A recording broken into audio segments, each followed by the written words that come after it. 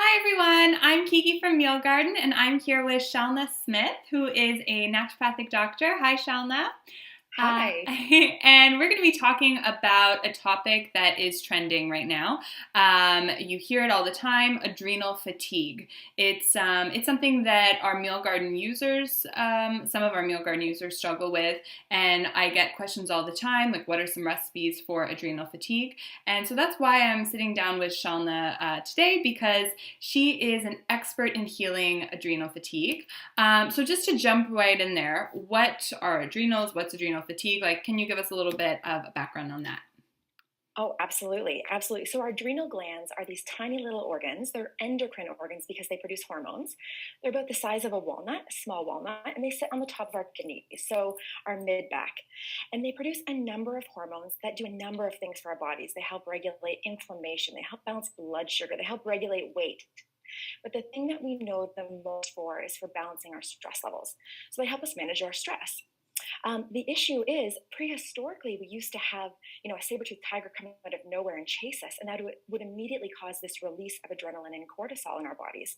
That would shift all our energy and our blood flow to our extremities, release sugars for our brain and for our muscles to be able to work and focus and concentrate and run from our stress. Unfortunately, in today's society, we live in this world where we have this chronic low grade stress all the time, and that's actually worse for us. And it depletes those organs of cortisol over time, just like a tank of gas gets depleted, and we don't give ourselves enough time or the right nutrients to replenish them, and that leads to a number of different stages of adrenal fatigue. Okay, and I'm sure a number amount of symptoms. And so, how might we know if adrenal fatigue is the cause of being tired or being too stressed out, not having enough energy? Why might we think, oh, is it adrenal fatigue? So there are a number of different stages. So in each stage, maybe I'll just touch on it, and then I'll touch on the symptoms as well. So the first stage is when we're just stressed all the time. Maybe we have higher stress than we used to. In that we're waking up, putting our feet on the floor, and the day has started, right? That go go go type of feeling.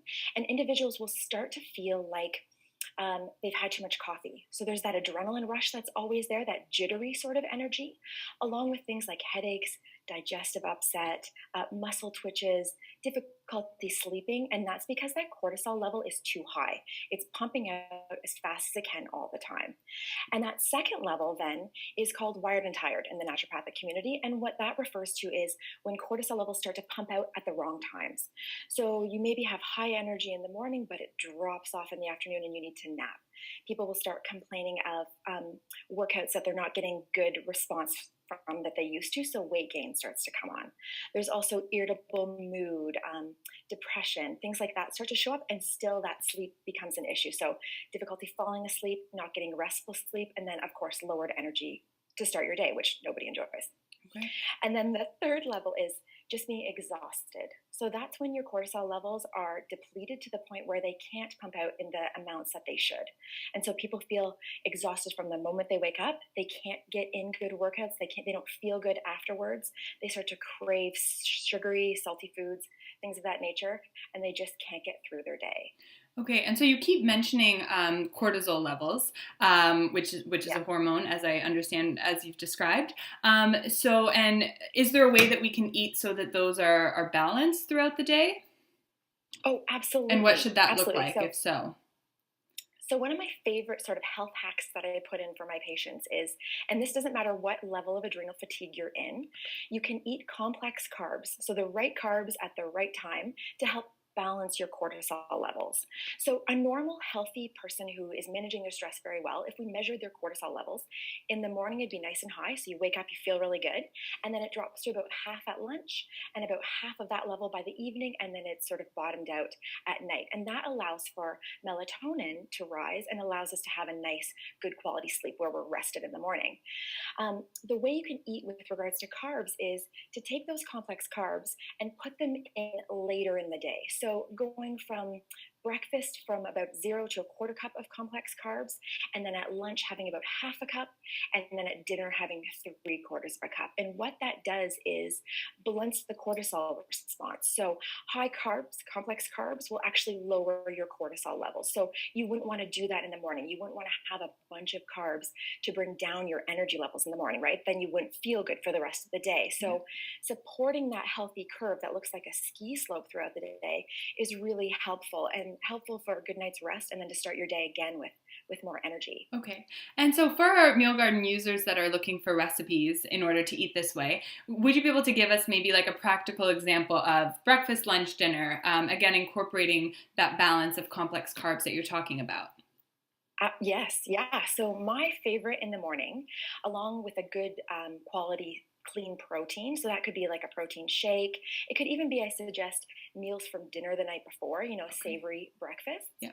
You would want to combine that if you work out in the morning, or if you do a lot of things in the morning, which honestly most people do. You kind of want to put in that 1/4 cup of complex carbs. And so I love sweet potato toast. Toasted with Yes. almond butter, some cinnamon, and goji berries is my go-to. And you'd want like 2 rounds Okay.